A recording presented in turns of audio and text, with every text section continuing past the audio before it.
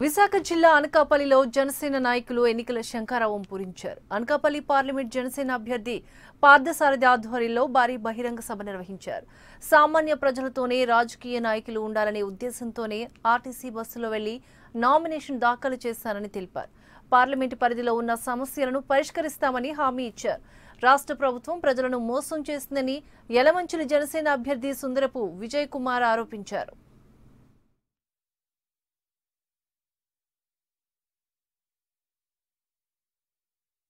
Cinema sign చేస్తే దాదాపు 100 కోట్లు వచ్చేటటువంటి ఆదాయాన్ని వదిలిపెట్టుకొని ఎవరి కోసం వచ్చారో ఈ రాజకీయ కుళ్ళు కుతంత్రాలతో కుళ్ళిపోయినటువంటి ఈ రాజకీయ వ్యవస్థని ఒకే ఒక్క ఆశయం, 2 కుటుంబాలు, 2 నాయకులు, 2 వర్గాలు దోచేది లక్షల కోట్లు.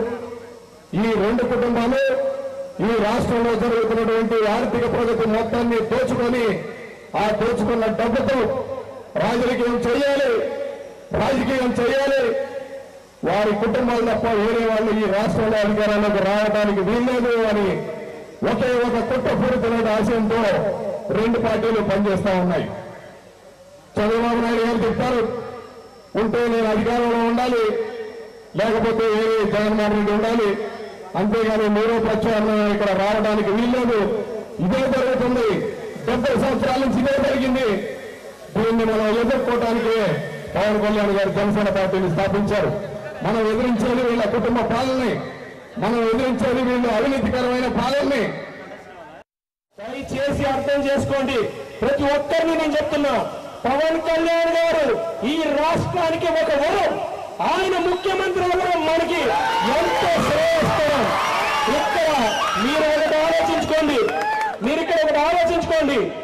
అక్కడ ఒకరు ఏమంటే మేనిఫెస్టో ఏం చెప్తున్నారు, ఒకరు 1000, ఒకరంటే 2000, ఒకరు 3000. కాయ రాజా కాయ అయిపోయింది మన జీవితాలు. అవునా కదా చెప్పండి. అబ్బో, మీకు కాయ రాజా కాయము, మాకు అది కాదు. మా బతుకులు మారాలి. ఒక మహిళ నిజంగా ఒక ఇల్లుని నడపాలంటే ఏం పరిస్థితులు ఎదుర్కొంటుందనో మరి పవన్ కళ్యాణ్ గారు ఆలోచించారు.